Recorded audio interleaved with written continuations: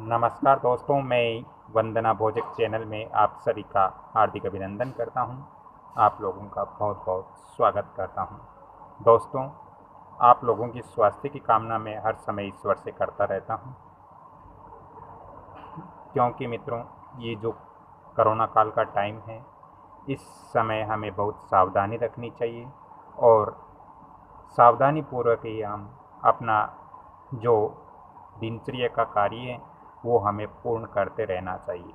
मित्रों, आज के जो वास्तु का जो टॉपिक्स है वो हमारा रहेगा वायव्य कोण। वायव्य कोण की स्थिति हमारे घर के अंदर कैसी नहीं होनी चाहिए, यदि है तो इसका हम समाधान कैसे करें, मैं यहाँ पर आपको मैप द्वारा पूर्ण समझाने की कोशिश करता हूँ। ये वीडियो बहुत ही अच्छा वीडियो बनेगा और इस वीडियो से आपको बहुत अच्छी अच्छी जानकारियाँ भी प्राप्त होगी। तो चलिए मित्रों, आज हम बात करेंगे उत्तर पश्चिम दिशा, यानी इसके बीच की दिशा वायव्य कोण की।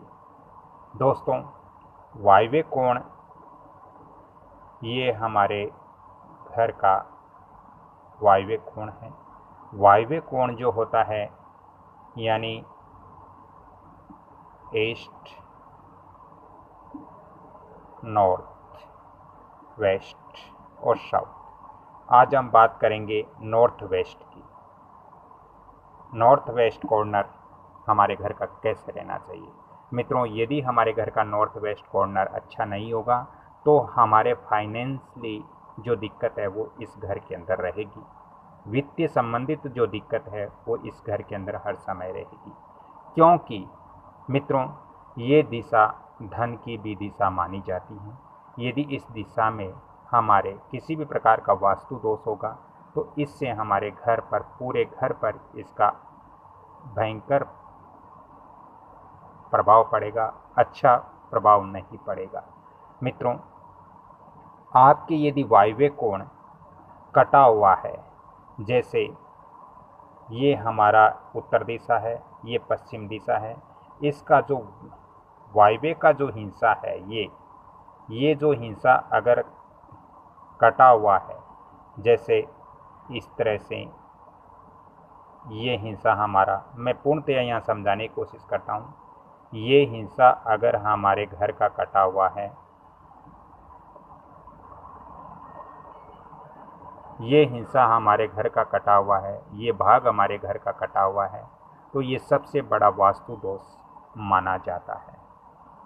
इसके अलावा यदि ये वायव्य कोण बढ़ा हुआ है,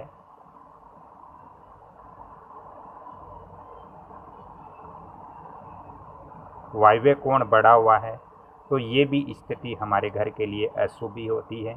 इससे हमारे घर में अशुभ परिणाम हमें देखने को मिलते हैं। दोस्तों, इसके अलावा वायव्य कोण में यदि हम इस दिशा के अंदर पानी का अंडरग्राउंड टैंक रखते हैं, यहाँ पर पानी का अंडरग्राउंड टैंक रखते हैं, या पानी की अंडरग्राउंड कोठी रखते हैं, या पानी की अंडरग्राउंड टंकी रखते हैं, तो ये वास्तु के अनुसार बहुत अशुभता का कारण है। इससे बहुत बड़ा वास्तु दोष घर के अंदर उत्पन्न होता है। हाँ, मैंने कुछ वीडियो में बताया है पानी की टंकी रखने के लिए, तो वो आप छत के ऊपर इस दिशा में रख सकते हो। ऊपर अंडरग्राउंड यहाँ आप पानी की टंकी नहीं रख सकते। मित्रों, वास्तुशास्त्र के अनुसार, और यदि इस दिशा में आप किचन बनाते हो, रसोई इत्यादि बनाते हो, तो ये भी अशुभता का ही कारण होता है। मित्रों, इस दिशा में किचन होने से, क्योंकि ये वायव्य कोण है, ये हवा की दिशा है, वायु की दिशा है, और यहाँ पर यदि हम अग्नि रखते हैं तो आपको मालूम है कि अग्नि और वायु दोनों जब मिलती हैं तो इसके क्या परिणाम निकलते हैं। मित्रों, यदि इस दिशा में आपके किचन बना है तो इस घर के अंदर आग लगने का पूर्ण डर हमेशा बना रहेगा। आग लगने की संभावनाएं बहुत ज़्यादा होगी।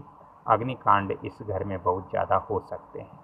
इसलिए वायव्य कोण में किचन नहीं होना चाहिए। मित्रों, यदि आपके घर के वायव्य कोण में यदि मुख्य द्वार आपने रखा है तो आप अपने मुख्य द्वार पर 3 पिरामिड आपको लगाने बहुत ज़रूरी हैं, क्योंकि अगर आपके घर का मुख्य द्वार वायव्य कोण में है तो ये वायव्य कोण में मुख्य द्वार होना अशुभता का कारण होता है।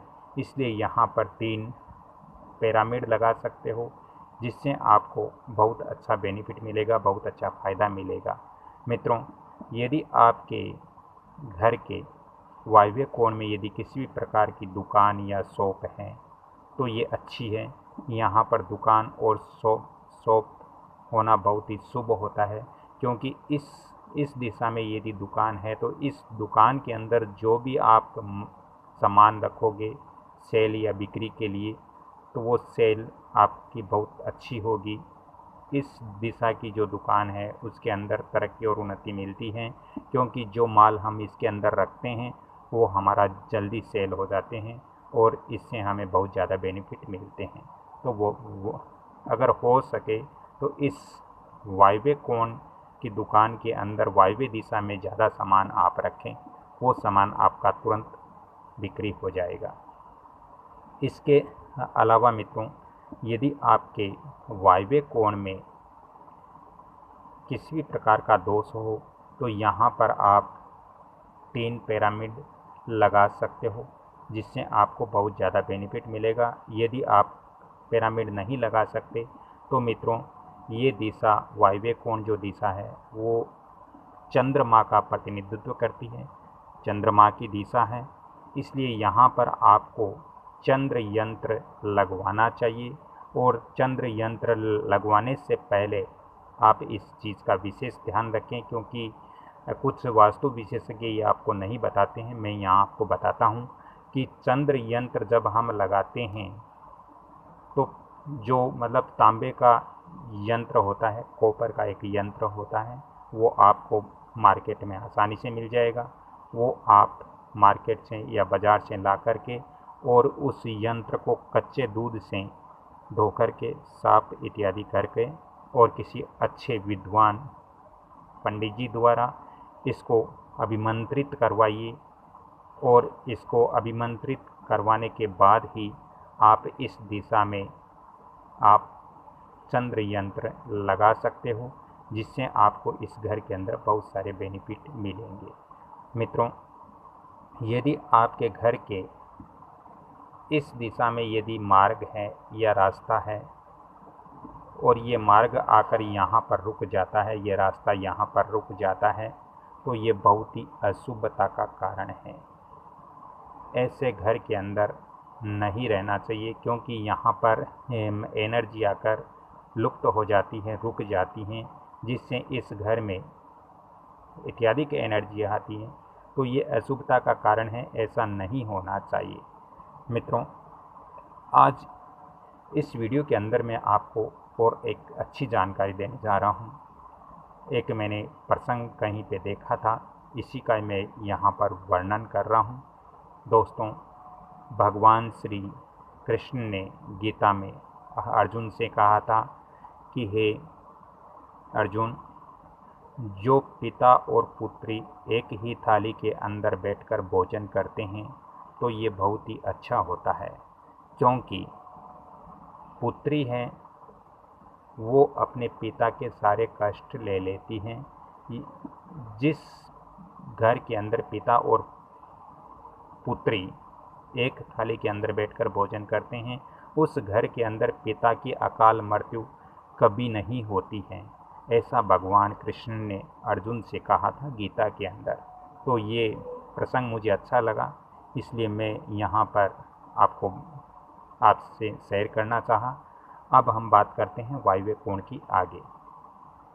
मित्रों, वायव्य कोण की तरफ यदि आपके घर के अंदर या लड़की है या लड़का है, उसकी शादी इत्यादि नहीं हो रही है, तो उसका जो रूम है, जो कमरा है, वो आपको वायव्य कोण के अंदर ही रखना ज़रूरी है। अगर वायव्य कोण की तरफ आप रखते हो तो इससे उनकी शादी जल्दी हो जाएगी, शीघ्र उनका विवाह इत्यादि हो जाएगा। मित्रों, साथ ही ऐसे यदि आपके वायव्य कोण के अंदर किसी भी प्रकार का दोष है तो ये पूरे घर के लिए बहुत ही घातक सिद्ध हो सकता है। इसलिए आप कृपया वायव्य कोण की तरफ किसी भी प्रकार का वास्तु दोष न रखें। और यदि आपको अपने मकान, दुकान, फैक्ट्री इत्यादि का वास्तु व्हाट्सएप विजिट करवाना हो तो आपको थोड़ा चार्ज पे करना पड़ेगा। आप घर बैठे ही आप अपने मकान का नक्शा भेजकर इत्यादि जो भी सामग्री है वो भेजकर आप विजिट करवा सकते हो। मैं यहाँ पर आपको व्हाट्सएप नंबर और फ़ोन नंबर भी दे रहा हूँ 7901718402। इन नंबरों पे आप कांटेक्ट करके आप वास्तु व्हाट्सएप विजिट करवा सकते हो। मित्रों, यदि आपको ये चैनल अच्छा लग रहा है, इस चैनल से आपको कुछ जानकारियाँ प्राप्त हो रही है, तो कृपया आप सभी से मैं निवेदन करता हूँ कि आप इस वीडियो को जितना ज़्यादा हो सके शेयर करें, लाइक करें, सब्सक्राइब करें और बेल आइकॉन घंटे के निशान पर भी क्लिक करें, ताकि जब भी मैं वीडियो अपलोड करूं आपको तुरंत इसकी सूचना मिले और आप इसका लाभ भरपूर उठा सकें। मित्रों, जन कल्याण का कार्य करना ही मेरा मूल उद्देश्य है। इसलिए मैं ये वास्तु की जो